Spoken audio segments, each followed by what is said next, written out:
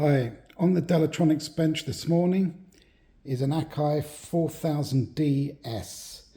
I haven't done one of these since about 2020, just before around the pandemic, and then I went to Brazil and got stuck there until last year, 2024. And I've repaired various tape machines, more sort of high end, but this is the first Akai 4000DS that I've had in.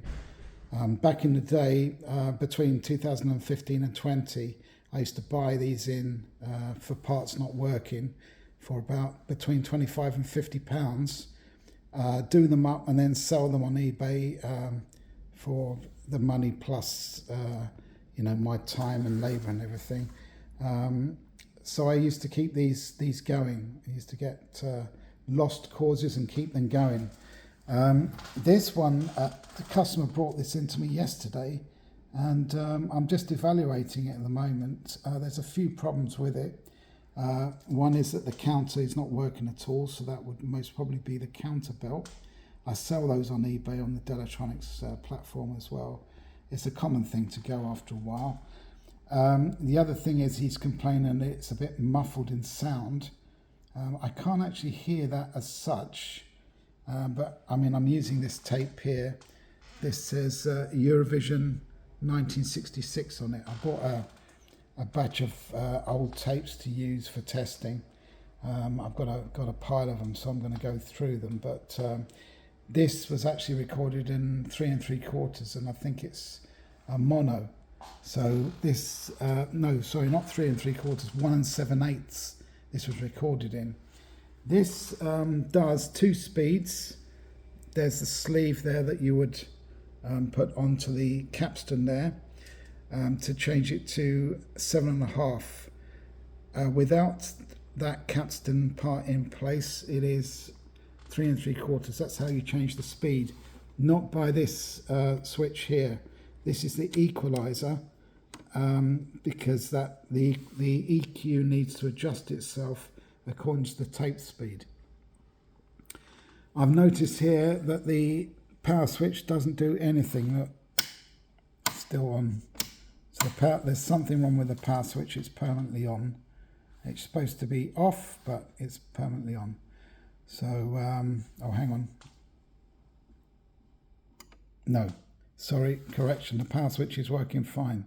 I was fooled there. When you actually load a tape in there, you can't switch it off there. It's this that determines shut off.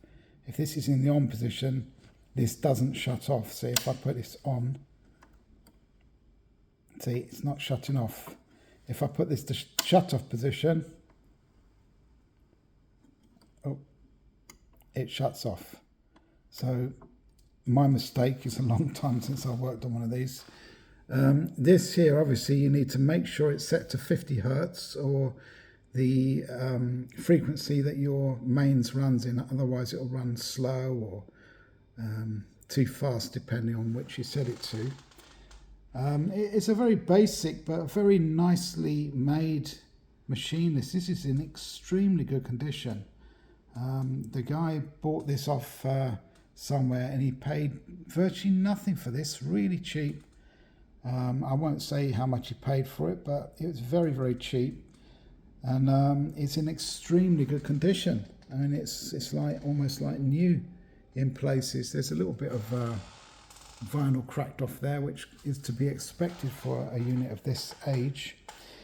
Now, I'm going to set this up completely and replace the counterbelt, obviously.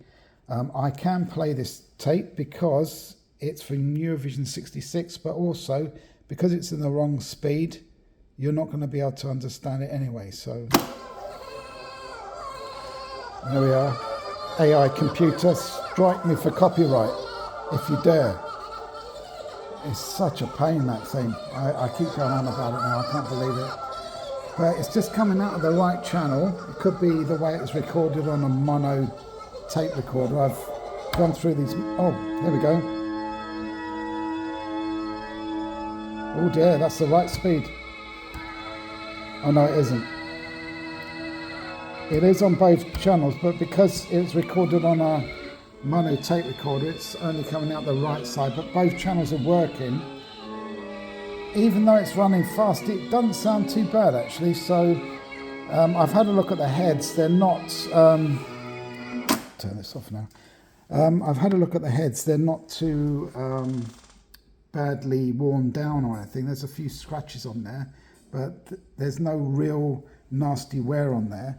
Incidentally, if you want your heads relapped, I'm not sure whether he's still going, but there's a place called Somerton, and he is brilliant, absolutely brilliant. I've had loads of heads relapped from him in the past, and he's fantastic. He does a brilliant job, makes your heads like new, and so I definitely recommend Somerton. They're based in Hertfordshire. So yeah, so there we go.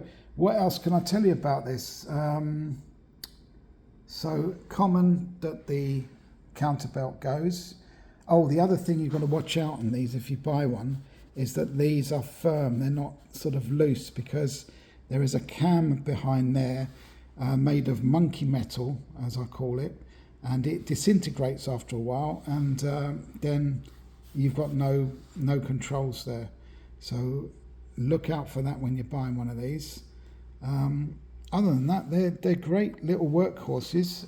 All of these Akai domestic models use the same sort of mechanism. There's no real difference between the 4000 or the 4000 DS or the 4000 DB. All the mechanism is the same. So these were like mass-produced things, but they're pretty good. I would rank these above the Sony domestic one, should I say, or any other domestic player. These Akais were pretty good. Obviously, if you want to go for the GX series, they're the glass head series, and obviously you're not going to get any problems with headwear, but some people say that the glass head series don't sound as good as the normal heads that these would have, but I don't know. I wouldn't really, this is not an audiophile tape deck. For that you have to go to something like a Revox B77 or PR77, that sort of thing, but that's a lot more money. This, for the money, to get into it, and to what I used to like doing when I had one of these, is to buy a job lot of used tapes and then just play them and see what's on them. I got some really nice surprises. What was on some of them? Some really nice progressive rock, for example. I had once from it was I think it was who was it? Rick Wakeman, and the Experience or something like that.